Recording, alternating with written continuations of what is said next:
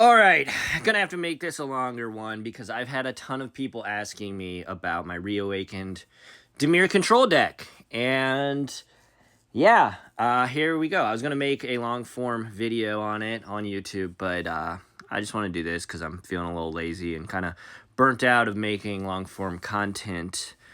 Anyways, yeah, Reawakened control, it's Demir control, but you're playing Jace Reawakened and Valky. This is a Pioneer deck, obviously. We're also playing Narset and Days Undoing. The big issue with this deck, as opposed to, say, Demir control, just regular old Demir control, or a Azorius control deck is, well, I guess first off, I believe in current meta of Pioneer, Demir control is the better way to go because you have a ton more spot removal, and Thoughtseize is a hell of a drug.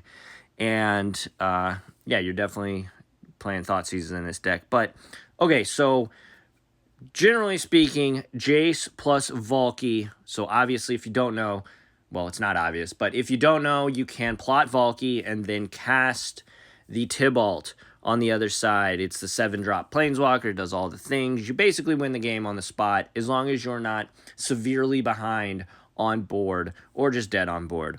You win the game on the spot when you cast Tibalt off of Jace Reawaken's plot ability.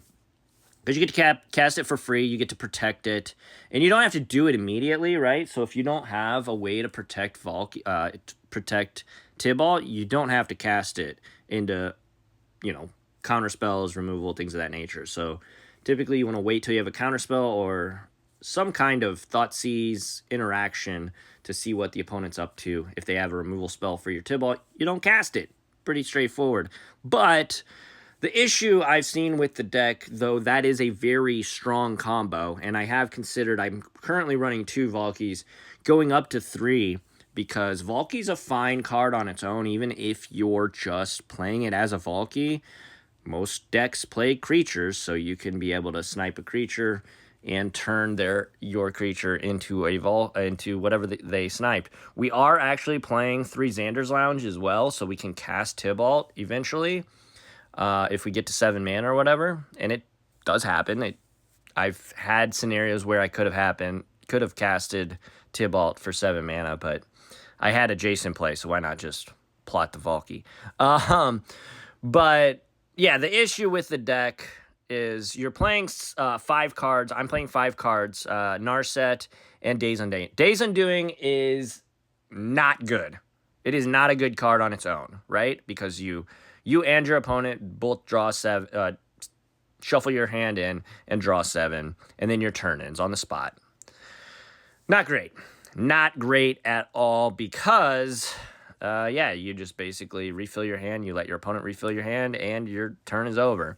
Obviously, the combo with Narset, they only draw 1 because of Narset's passive ability, or static ability, and you get to refill your hand. Excellent. That is almost a game-ending ability on its own. So you're kind of having 2 different combos, not literal game-ending combos, but 2 different combos with Valky and Jace and with Narset and Days Undoing.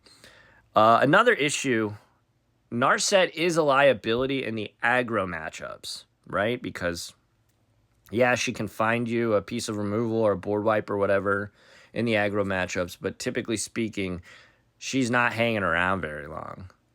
They're going to kill her, or they're just going to swing right past her and kill you. So, and I guess the same could be said for Jace, but Jace is a little bit better because he's 2 mana, and he's drawing cards, and he has, obviously, the combo potential with Valky. And if you can resolve a turn 5 Tibalt for free, it's really good because it does affect the board, and it's your main win condition in the deck. But overall, my thoughts, I've been playing with the deck the last couple weeks at locals, and I'm 6-1, so, take it with a grain of salt. But I've had a ton of fun with the deck. I'll put the link somewhere in the comments or something, but yeah, I've had a ton of fun. I do think Demir control is better suited in general than Azorius control and Pioneer right now. Again, just having Fatal Push. Deadly Cover App's actually really good. And then Shieldred's Edict has been great. It's really good against Vein Ripper. It's good in the mirror because you make them sacrifice their planeswalkers. Like, it's pretty darn good. And then we are playing Blot Out in the sideboard now. Was really good. Really good against Amalia.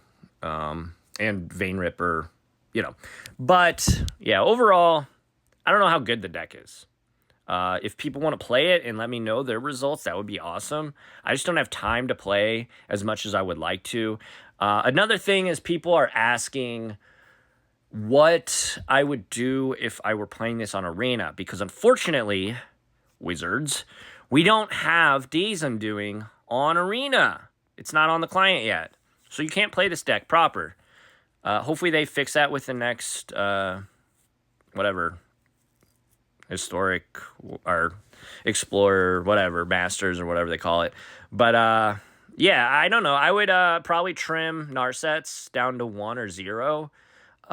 Still probably keep Jace's. I would go, again, I'm probably going to go up to 3 Valkyries, because Valky's a fine card, like I said. But if on Arena, I would probably trim down to 1 Narset. Now, Narset is good against the Prof decks, in the mirror, obviously, and against, Phoenix.